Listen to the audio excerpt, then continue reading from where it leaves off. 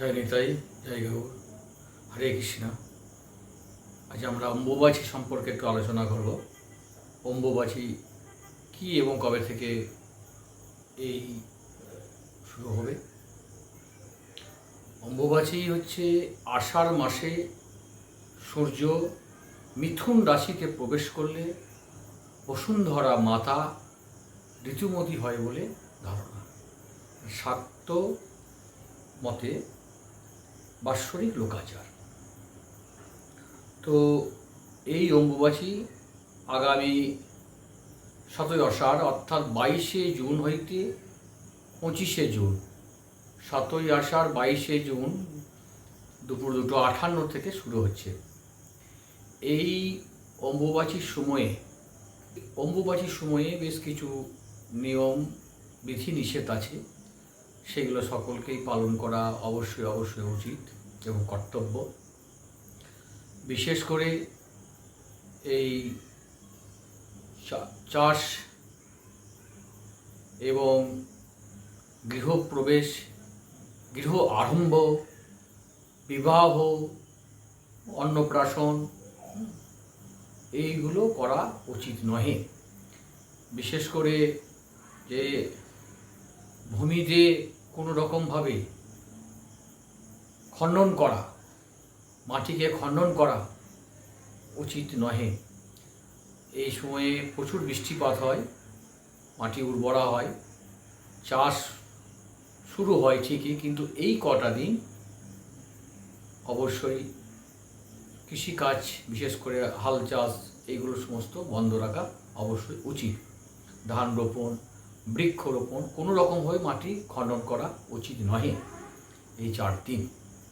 এবং নিরামিষ আহার গ্রহণ, সেই সাথে সাথে সকলকেই ব্রহ্মচর্য পালন, বিশেষ করে স্বামী স্ত্রী এদের প্রত্যেকেই ব্রহ্মচর্য পালন করা অবশ্যই দরকার।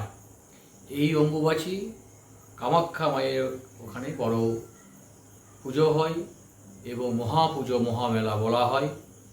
ওইখানে পুজোর কারণ হচ্ছে আমরা যে মায়ের 51 সতীপীঠ যে জানি, সেই 51 সতীপীঠের মধ্যে কামাখ্যা হচ্ছে জনিপীঠ। তাই সেইখানেই এই প্রচুরভাবে মেলা হয় এবং প্রচুর ভক্তের সমাগম সেই কামাখ্যাতে দেখা যায়। এখন এই প্রসঙ্গে মায়েদের যে ঋতুমতী হয় বা প্রতি মাসে যে পিরিয়ড হয়, সেই ঋতুমতী রজস্বলার সময়ে যে নিয়ম আছে এই সম্পর্কে খুব সংক্ষেপে শাস্ত্রে কি বলছে একটু আলোচনা।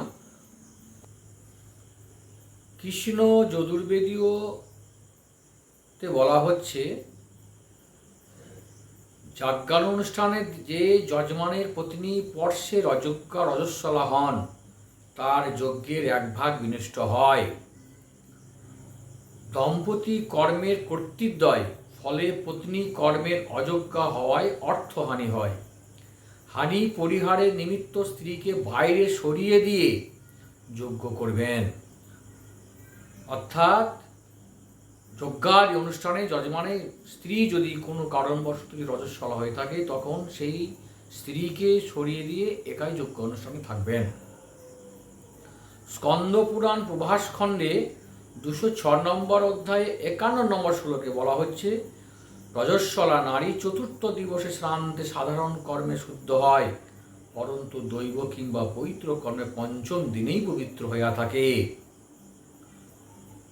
অর্থাৎ 4 দিন অশৌচ অবস্থায় থাকে, 5ম দিনেই সম্পূর্ণভাবে সমস্ত কিছু কাজকর্ম করা যাবে।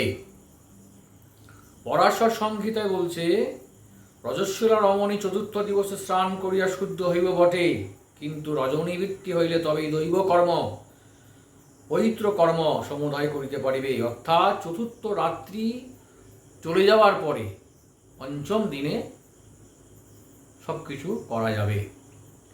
এই নিয়মগুলো সকলেই পালন করা কর্তব্য। তাই সকলেই ভালো থাকুন। জয় নিতাই, জয় গৌর, জয় শ্রী রাধেশ্যাম।